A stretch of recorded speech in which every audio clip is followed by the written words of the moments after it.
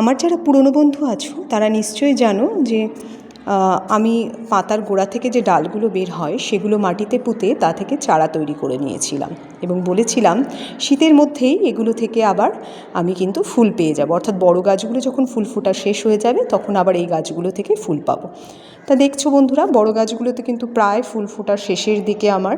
তারই মধ্যে এই যে ছোট চারাগুলো লাগিয়েছিলাম, দেখো সেই চারাগুলো কিন্তু বেশ বড় হয়ে গেছে এবং এই গাছগুলো যাতে তাড়াতাড়ি বড় হয় এবং এই শীতের মধ্যে অর্থাৎ ফেব্রুয়ারিতেই যাতে আমি ফুল পেয়ে যাই, তার জন্য কিন্তু সপ্তাহে 2বার করে গাছগুলোতে প্রতিনিয়ত খাবার দিচ্ছি। খোলের জল দিচ্ছি 2বার করে, এবং শুধু খোল নয়, খোলের জলের সাথে আমি পাতলা করে ফ্যানও কিন্তু মিশিয়ে দিচ্ছি যাতে গাছগুলো দ্রুত বৃদ্ধি হয়, এবং তাছাড়া সবজি পচা জলও কিন্তু ব্যবহার করছি। আশা করছি এই শীতের মধ্যে এই গাছগুলো থেকে আমি ফুল পেয়ে যাব। এভাবে নিজের হাতে তৈরি করা গাছে ফুল পেতে তার যে আনন্দ সেটা কিন্তু সম্পূর্ণই আলাদা। এই প্রথম আমি নিজে হাতে চারা তৈরি করলাম, আশা করছি সামনেবার থেকে নিজেই চারা তৈরি করে নিতে পারবো। তা বন্ধুরা, কেমন লাগলো অবশ্যই জানাবে।